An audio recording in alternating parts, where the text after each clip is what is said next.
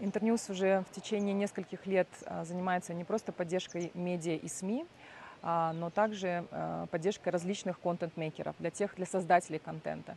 И в этом году к нам обратилась группа Манасчи. Манасчи — это традиционные сказители эпоса Манас. Это самый большой эпос в мире с более миллионом строк повествования. И основной их был запрос в том, что они хотели бы донести смыслы Манаса до различных аудиторий, в первую очередь до молодежи, и также изучить, как это сделать через социальные сети, через медиа. То есть фактически Манасчи хотят также стать контент-мейкерами и контент-продюсерами. И, конечно же, мы не могли им в этом отказать, поскольку Манас — это уникальное произведение, это не просто самый большой эпос в мире. Это произведение, в котором заложены мировоззренческие основы, там заложены смыслы, культурные коды и очень важные ценности для развития нашей нации, не только нашей нации, но вообще человечества в целом. Поэтому мы посчитали важным поддержать эту группу.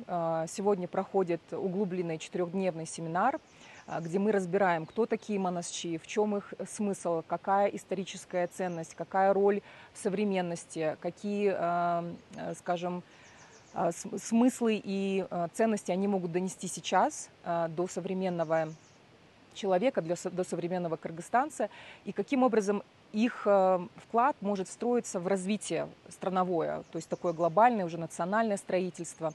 Это были первые дни обсуждения. Затем мы обсуждали духовную часть Манаса, поскольку Манас имеет в себе очень важные такие человеческие основы. И завершаем мы тем, что будем разговаривать о том, какие есть социальные сети, как в них продвигаться. Очень сильно хотят Манасчылар продвигаться в ТикТоке и в Инстаграме. Мы будем помогать им в этом. И очень надеемся, что те очень важные посылы, которые существуют в Манасе как в таком очень концептуальном произведении, очень важном для нашей страны и для нашей культуры, они будут частью каждого из нас.